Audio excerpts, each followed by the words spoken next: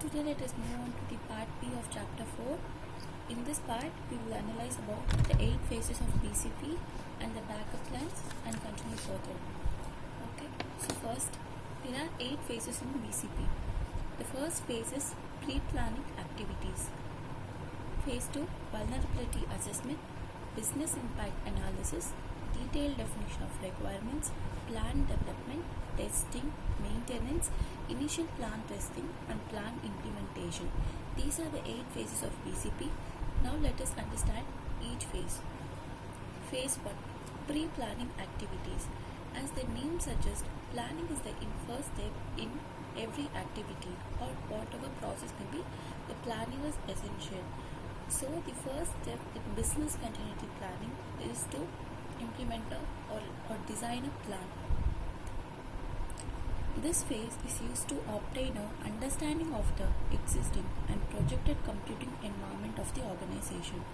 This enables the project team to define the scope of the project and associated work program, develop project schedules, and identify and address any issues that could have an impact on the delivery and success of the project. This is define, not refine. Okay. Next, during this phase, a steering committee should be established. This committee has an overall responsibility of providing direction and guidance to the project team. It should also make all decisions related to recovery planning effort.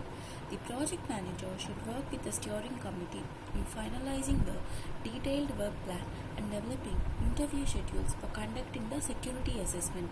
The 2 key deliverables of this phase are development of a policy to support recovery programs and an awareness program to educate management and senior individuals. So, the planning. For the plan to be designed, first there should be an understanding of the current environment. Not only the current environment should be understood, but also the projected computing environment, that is the future environment of the organization, should also be analyzed, so that using these 2 information, the project team will determine the scope of the project and what are the work to be associated with the scope. And based on the scope so defined, they will develop the project schedules, and then defining once the schedule is developed, they will identify and address any issues that will arise in the course of the project, which will have an impact on the project completion. So first step is to understand the existing environment and the projected computing environment of the organization, so that the project team can define the scope of the project, develop project schedules, and identify and address any issues that have an impact on the delivery and success of the project. During this phase, a steering committee is established. In chapter number 1, we would have seen about the functions of the steering committee. Okay, so in this is the time where steering committee will be established. Okay, and this committee, it is the overall responsibility for the guiding the organization. So since the steering committee is overall responsible for the organization, all the important decisions and communication should be done with the steering committee. So what will happen? The project manager should work with the steering committee. That is what it is given here. The project manager should work with the steering committee in finalizing the detailed work and developing interview schedules for conducting security assessment. Okay, next. And we saw about understanding the environment, developing project schedules, etc. Other 2 key areas of this phase is developing a policy to support the recovery programs and to create an awareness program to educate the management and senior individuals. So this is the activities in phase 1 of the BCP. Now let us move on to the phase 2. Vulnerability assessment and general definition of requirements. See the term general definition of requirements, because in phase 4 we will see about the detailed definition of requirements. So that is why I am stressing on this word, general definition of requirements. So in this phase, security and controls within the organization are a continuing concern. It is preferable from an economic and business strategy perspective to concentrate on activities that have effect on reducing the possibility of disaster occurrence rather than concentrating on or primarily minimizing the impact of actual disaster. These ways include the following key tasks: a thorough security assessment of the computing and communication environment. Next, the security assessment may enable the project team to improve any emergency plans and disaster prevention measures and to implement required emergency plans and disaster prevention measures where none exist. Present the findings to the steering committee. Define the scope of the planning effort. Analyze and recommend purchase, recovery, planning and maintenance software required to support the development of the plans. Develop a plan framework, assemble project team and conduct awareness session. So, in phase 1 we saw about the plans to be designed by the organization. In phase 2 we are going to see about the vulnerability assessment and the general definition of requirements, not detailed, general definition of requirements. Okay, so in this case it is saying that the organization, rather than focusing on minimizing the impact of the disaster, should concentrate on those activities which will reduce the possibility of disaster occurrence. That is, rather than analyzing the impact, they have to focus on prevention. That is what this phase talks about. So what we have to do, these phase as the following key task. First, a security assessment should be conducted. Security assessment about the computing and communication environment. This computing and communication environment include all the personal practices like physical security, operating procedures, backup planning, system development, maintenance, data and voice, security systems. So it contains almost everything. That is security assessment of physical security, personal practices, data and voice communication, security systems, control software, insurance, etc. First step is to conduct a security assessment. Next, the security assessment. After the security assessment, the organization will focus on whether any plans that exist for the following environment should be improved, or where no plan exists and what are the areas the plan should be created for. That is why the security assessment is performed.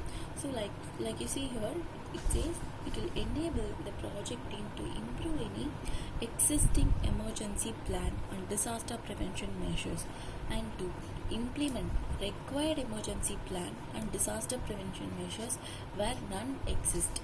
Third step, and once again present the results to the steering committee. That is what it states.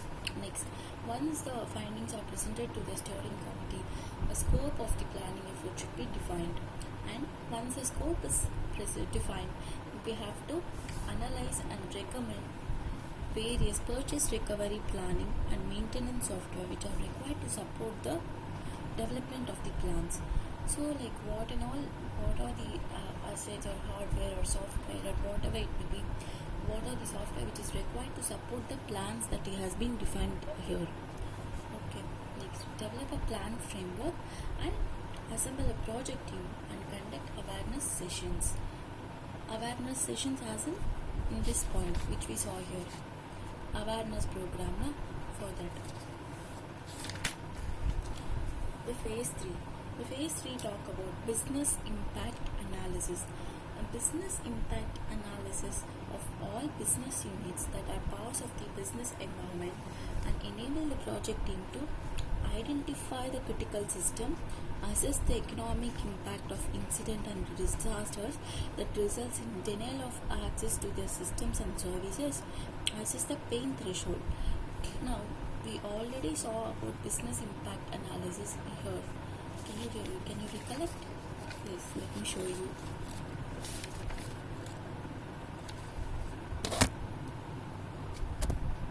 In this point, we saw in BCM policy, we saw about identifying the critical services, continuing the critical services. The same point is reproduced here with the different wordings. So, business impact analysis include identifying the critical system and processes.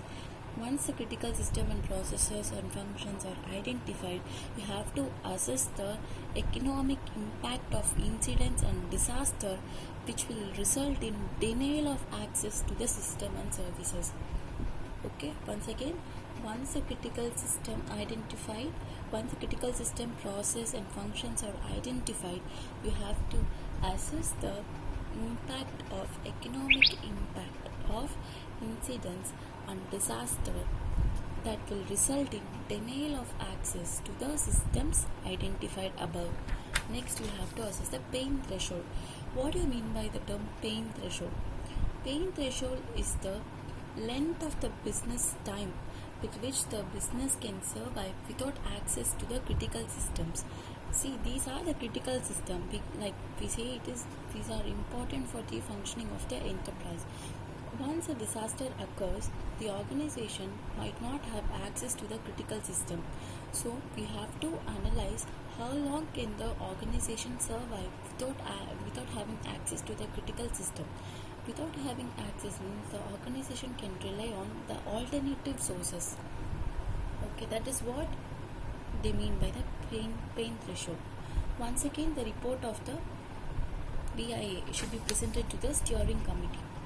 Okay, so based on that, the steering committee will once again determine the time frame with which the critical system should be recovered from the disaster. Next, in phase 4, we talk about the detailed definition of requirements. In phase 2, I told you we are talking about the general definition of requirements. Here we are going to talk about the detailed definition of requirements. Okay, so during this phase, our profile recovery requirements is developed. This profile is used for basis of analyzing alternative recovery strategies. This profile is developed by identifying resources required to support the critical functions identified in phase 3. This profile should include hardware, software, documentation, facilities, and personnel for each business unit. Recovery strategies will be based on short-term, intermediate-term, and long-term outages. Okay, in phase 3, like I told you, the pain threshold, that is how long will the organization will be able to tolerate without access to the critical system. In place of the critical system, they will use the alternate strategies. That's what I told you, right? In this phase, they are saying about, that is what they are saying. So we have to analyze the alternative recovery strategies, and for this alternative recovery strategies, the organization has to identify the types of resources, that is what are the hardware will be required, like mainframe, data communication, what personal computers will be required. Documentation will be what are documentation, like whether the client list, user document, what are the procedures to be followed, and whether any outside support to be taken, and what are the facilities like office space, equipment that will be required, and personnel for each, how many members will be required. Okay, so the recovery strategies can be for the short term, intermediate term, or long term outages. So we have completed 4 phases of business BCP, business continuity planning. Now let us move on to the plan 5 of BCP, that is plan development. During this phase, so in the previous phase we saw the organization should analyze the alternate recovery strategies. Here we have to lay out the detailed planning, that is what they are saying about the plan development. During this phase, recovery plan components are defined and plans are documented. This phase includes implementation of changes to the user procedures, upgrading the existing data processing and operating procedures required to support selected recovery strategies and alternatives, vendor contract negotiations, and the definition of recovery teams, roles, responsibilities. So what they are saying, in the previous phase we have identified or analyzed the recovery strategies. In this phase we have to focus on defining the recovery plans and documenting the recovery plans, and also writing and also like defining about the implementation strategies, like what are the changes to be made to the user procedures, and also who are the recovery teams, and what are the which select. There may be like we have analyzed 3 to 4 alternative strategies in the previous step. We have to, in this phase, we have to choose which alternative strategy are we going to select, and based on that we have to identify the vendor who is going to support us, and all the detailed definition should be done in this phase. Next, phase 6, testing and exercising the program. Then as a name suggests, we can see the above plan should be tested. That is what they are saying. Let us read this. This plan testing or exercise program is developed during this phase. Testing goals are established and alternative testing strategies are evaluated. Testing strategies tailored to the environment should be selected and ongoing testing program should be established. In this we told in this what happens in fourth phase, there may be like so many alternative strategies. Say there are like 5 alternative strategies which we have identified in phase 4, and in phase 5 we are going to plan for each alternatives. We cannot, and we evaluate the feasibility and conclude that out of 5, 3 recovery alternative strategies can be planned for, and we are able to gather resources, and we will be able to buy and set up and make the required changes for the 3 recovery alternative strategies. So in this we lay out the detailed plans for 3 recovery strategies out of the 5 strategies which we have identified in phase 4. In phase 6, what they are saying, test all the 3 strategies, and then we can choose the best strategy which suits the environment. That is what in phase 6 they are saying. So the testing goals are established and alternate recovery strategies are evaluated. So based on the organization's environment, the perfect plan will be selected. Phase 7, maintenance program.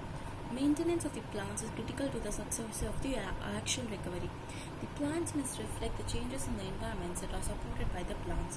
It is critical that existing change management process are revised to take recovery plant maintenance into account. In areas where the change management does not exist, change management procedures will be recommended and implemented. Many recovery software products take this requirement into account. So they are saying not only that once your plan is selected and tested and finalized, we should not just ignore the plan just like that. There may be changes which have been happening in the environment, so the plan should be updated and revised accordingly. See, due to the environmental changes, the plan may or may not be feasible in the future, so we have to continuously monitor and maintain the plan. That is what they are saying in this case. Next, initial plan testing and plan implementation. Once plans are developed, initial tests of the plans are conducted and necessary modifications to the plans are made based on the analysis of the test results. Specific activities of this phase include defining the test approach, identifying the teams, structure the text, conduct the test, analyze the results, and modifying the plans as appropriate. This approach taken to test the plans depends in larger part on the recovery strategies selected to meet recovery requirements of the organization. Specific testing procedures should be developed to ensure the written plans are comprehensive and accurate. Once again, they are asking to test and implement the plans here. Okay, so let us conclude a quick recap about the 8 phases of the BCP. Okay, and the key words which we need to remember for this are here: plan. The first step is plan. Okay, second step, plan, define, analyze, detail, define, plan, develop, test, maintain, testing and implementation. Once again I'll repeat: plan, define, analyze, detail definition, develop, test, maintain, testing and implementation. See, you can remember the sequence like this. So first step is plan. Pre-planning activities. In this phase you have to analyze the current environment and the future environment, and so that the project team can define the scope of the project and project schedules can be developed, and identify and address any issues that may arise on the that will have an impact on the success of the project. So a steering committee should be established, and the project manager should work with the steering committee, and he should develop interview schedules so that security assessment can be conducted. And other two key deliverables in this phase are definition of the development and supporting the recovery programs and an awareness programs to educate the management. The next step is define, that is vulnerability assessment and general definition of requirements. So in this step, rather than focusing on the impact of the disaster, the organization has to focus upon the prevention of the disaster. So what can do, it has to undertake the following process for this, like the security assessment should be conducted, and based on the security assessment, the organization should plan for the areas which has no plans, and the existing plans which has to be improved. The findings has to be presented to the steering committee. Once the findings are presented, the scope has to be developed, and based on the developed scope, the recommendations for purchase and planning and maintenance software required to support the development of the plan should be implemented. Plan framework should be developed, and project team should be done to conduct awareness sessions. Next, business impact analysis. In this phase, business impact analysis, you have to, the project team should identify the critical systems, processes and functions, and the economic impact on the critical systems, process and functions should be analyzed, and we have to assess the pain threshold. Once again, the BIA report should be presented to the steering committee, and the steering committee will determine the time frame with which the activity should be recovered. In this phase, for the next phase, the detailed definition of requirements. In this phase, you have to analyze the recovery strategies. So these recovery strategies include identifying the resources about the hardware, software, facilities, security and personnel, and the recovery strategies can be short-term, medium-term or long-term. Next phase is to plan development. Developing these plans, the recovery plans are detailed, defined and documented. It also includes implementing the changes to the user procedures, upgrading the existing data, and analyzing the various recovery strategies, vendor contract negotiations, defining the roles and responsibility of the recovery teams, etc. Next you have to test the plan. That is phase 6, testing and exercising the plan.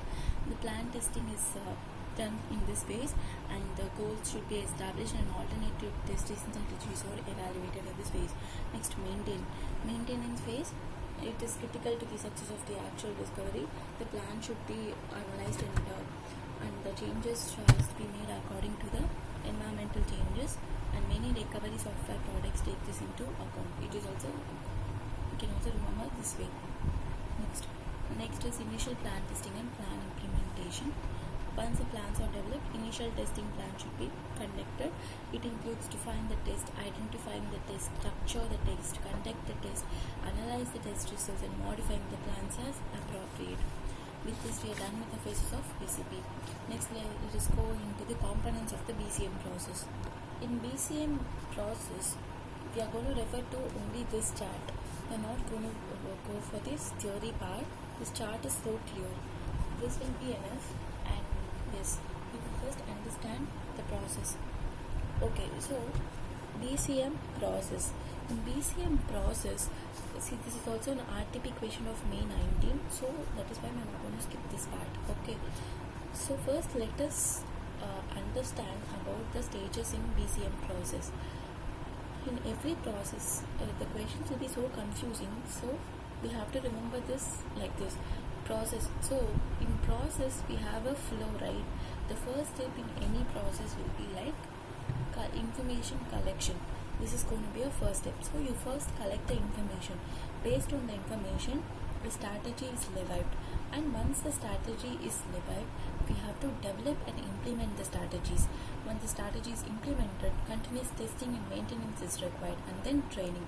That is how we are going to remember information collection, strategy, develop and implementation, testing and maintenance, and training. That is how we have to remember this process as a whole. Okay. Now, the first is information collection. Information collection. What information should be collected? So it includes Risk assessment, assessing about the risk and business impact analysis, how this risk will have an impact on the business. These are the two components which you have to remember. It is simple, right? Information collection. So what information should be collected about the risks which will affect the organization and the impact the business will have, the risk will have on the organization. So risk assessment and business impact analysis. You can write the meaning in your own words instead of going through this theory. Just remember the key points in this process alone. Next, once information is collected and an assessment is made, we have to define the business strategy, right? So the business strategy, how do we define the business strategy? Organize the business strategy, process level business strategy, resource recovery business strategy. So what you're saying, the strategy, 3 types of strategy should be developed. A strategy for the entire organization, that is the organization level strategy. Next, a process level strategy, that is the strategy for each process in the organization, and what are the resources which are to be recovered. See, remember like this, the risk, say a disaster occurs, the disaster will have an impact on the entire organization. So the top level management will plan for the entire organization. And next, what will happen, it will affect the process in the organization. So the middle level management department will be concerned about how my department is called, so I have to plan for that process which will be affected. And the operational level will be concerned about what are the resources which are to be required, how do we go about this. So that is, it is not exactly this scenario, but I'm just telling you a keywords to remember this. So organization BCM strategy, process level strategy, and resource recovery strategy. The next is, once the strategies are defined, what we have to do, develop and implement. So implementation, management plans and business continuous plans. So the plan should be developed for continuity of the entire organization, and implementing the plan, how this will be implemented. Testing and maintenance. Testing of the BCM plans, BCM maintenance and audit and review arrangements. So it is nothing but testing the plans, maintaining the plans, and also thinking about the audit. You have to make arrangements for the audit and review arrangements as well. BCM training. In BCM training, we have to design the training, deliver the training, measure the results, and identify the needs of the training. So this is simple. First, information collection. Information about the risk assessment should be done, and the impact the risk will have on the business, that is business impact analysis. The next stage is to identify the BCM strategies. So organization level strategy, process level strategy, and resource level strategy should be done. Next is development and implementation.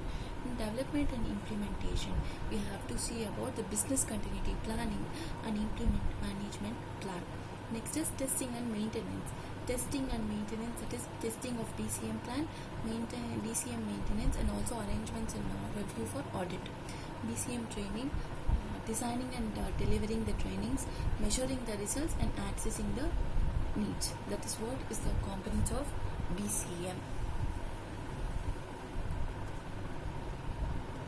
Now what the next phase is that all these stages will be elaborated. The next pages is only that. Okay, so first what we are going to do, we will not able to skip this. We will just run through the points, because it is not possible. We will get confused by remembering each and every point, so we will just run through this quickly. Okay, I am pausing on this. I will come back once I complete all these 5 stages. I'll come back to this part after we complete the 5 stages fully. Okay, the first step what we remember is information collection. It has business impact analysis and risk assessment, right? Now we have this information collection process. It has BIA, and risk assessment. I'll show you risk assessment. Where is risk assessment? Yeah, here it is, risk assessment. See, they have elaborated on this.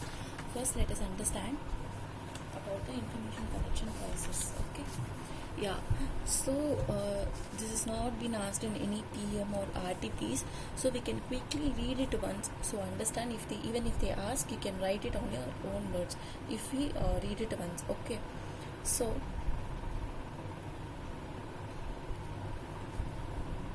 So what in information collection process they are saying, the BCA organization could collect information about the following activities. About what?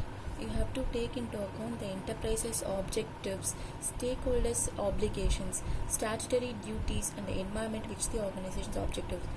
Next, activities, assets and resources, including those outside the enterprise that support the delivery of these products, impact and consequences over time of failure of these activities, assets and resources, threats that could disrupt the key enterprise products. So the information collection process, what information should be collected? About the enterprise's objectives, stakeholders' obligation, about the statutory duties and the environment. Enterprise objective, stakeholders' obligation and the duties and the environment which the organizations operate, and about the assets and resources, including those assets which are outside the enterprise but they support the delivery of the product and services, and the consequences and impact about the failure of these activities or assets. Next, the threats which could disrupt the enterprise key products and services. Okay. They're saying it will enable us to define the scope of the BCP and associated programs and develop schedules and identify the issues. So that is it. Okay, we need not go into the each and every point in this. Okay, the next step, information collection process. This is the overview of this. So in this we have two processes, right? BIA and risk assessment. BIA has been asked in November 2000 RTP. So we need to understand what is business impact analysis. Business impact analysis means assessing the impact resulting from various events or incidents. That is what BIA can write it from the term itself, business impact analysis, assessing the potential impact resulting from various events or incidents. Okay, now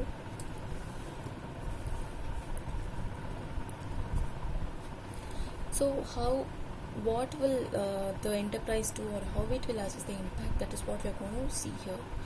It enables the business continuity team to identify the critical system, process, functions, and assess the impact of incidents or disaster which will result in delivery of access to the system, services, and facilities, and assess the pain threshold. We already saw this point. That is the length of the time the business units can survive without access to the system, services, and facilities. For each activity supporting the delivery of key product and services within the scope of the BCM program, the enterprise should assess the impact that would occur if the activity was disrupted, identify the maximum time period after the start of the disruption within which the activity needs to be resumed, identify the critical process, assess the minimum level of activity that the organizations need to be performed on its resumption, identify the length of time which the normal levels of the operations need to be resumed, identify the interdependent activities, assets, and supporting infrastructure or resources. The same points have been repeated here. From this we can take notes of the key points. So what do we mean by business impact analysis? Analyzing the potential impacts from various events or incidents that will affect the organization. So potential impacts.